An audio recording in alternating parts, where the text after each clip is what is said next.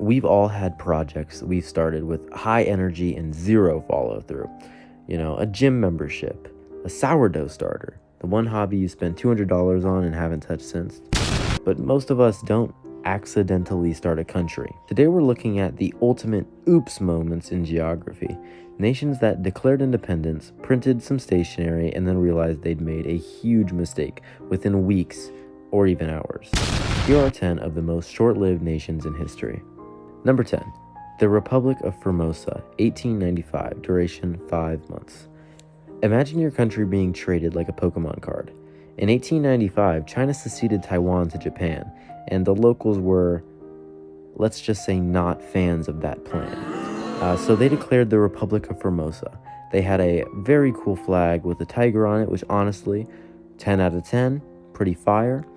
And a president who basically spent the entire time looking for an exit strategy. It took Japan exactly 5 months to show up and say, actually no, and the tiger flag was in fact retired. The Republic of Formosa became a historical footnote before the ink on its constitution was even dry.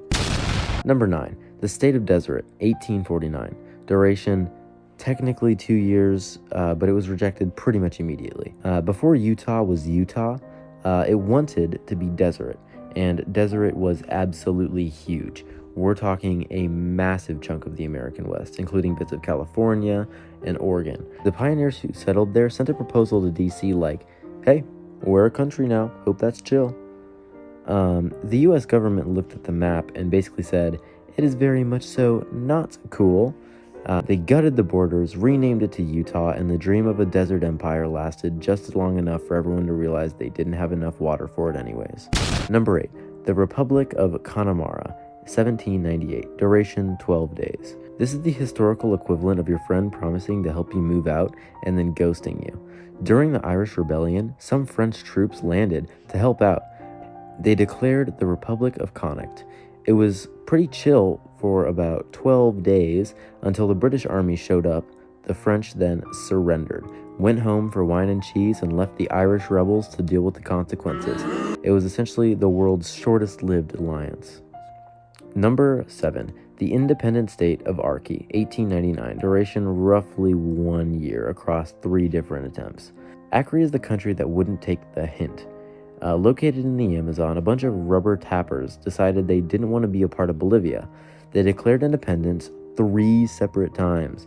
The first time, the leader was a Spanish journalist who just decided to declare himself emperor, and it lasted about a few months. Then they tried again, and then a third time. Eventually, Brazil just bought the territory for £2 million. It's the only country in history that ended with a sold sign on the front lawn. Number 6. The Bavarian Soviet Republic, 1919. Duration, 27 days. Post-World War I, Germany was a fever dream. For 27 days in 1919, Munich was the capital of a Soviet republic. The guy in charge was a playwright who apparently thought running a country was like writing a script. He declared war on Switzerland because they wouldn't lend him 60 locomotives. Naturally, a central German government sent him in the army, and the play was canceled after less than a month. Number 5. The Republic of Hatay, 1938. Duration, roughly 9 months. Hatay is the situationship of nations. It was a tiny slice of land between Turkey and French-controlled Syria. They got their independence in 1938, but it was basically just a 9-month waiting room before they got voted to join Turkey. They didn't even bother making their own currency. They were literally just kind of passing through in a little bit of a purgatory. Number 4. The Sultanate of Zanzibar, 1964.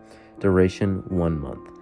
Zanzibar gained independence from Britain in December 1963. They had a sultan, a flag, and a seat at the UN. Then, 33 days later, a revolution happened overnight. The sultan fled on a yacht, the government vanished, and Zanzibar merged with Tanganyika to form Tanzania. It's a speed run of decolonization. Number 3. The Republic of Maryland, 1854. Duration 3 years. Oh, not the state with crabs. I'm not talking about the state with crabs and a weird flag. This was a colony in Africa settled by free African American slaves from the U.S. state of Maryland. They were independent for a few years, but realized that being a tiny nation surrounded by hostile forces is really hard. In 1857, they called up on their neighbor Liberia and said, "Can we please just move in with you?" And that, in fact, was the end of Maryland in Africa. Number 2, the Russian Democratic Federal Republic, 1918. Duration, 13 hours. Now, we are really starting to get down to the shortest nations to ever exist. This genuinely might be the ultimate don't blink nation. After the Russian Revolution, a legislative body met to declare a new democratic republic.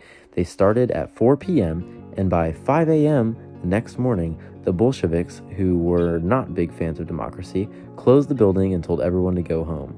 The republic lasted 13 hours, and to be honest, you have probably had naps longer than this country's entire history. Number 1. The Principality of Elba, 1814. Duration, 300 days. When Europe finally defeated Napoleon, they did not execute him.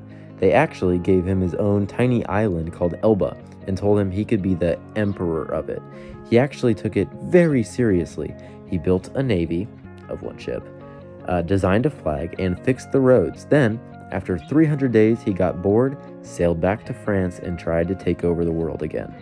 Elba is the only nation on this list that was basically just a high-budget retirement home for a dictator who could not stay retired. So if you're feeling like you haven't accomplished much lately, just remember at least you didn't accidentally collapse a government in under 24 hours. If you enjoyed this video through history's shortest leases, hit the like button and subscribe, and let me know in the comments which one of these you'd actually want to live in.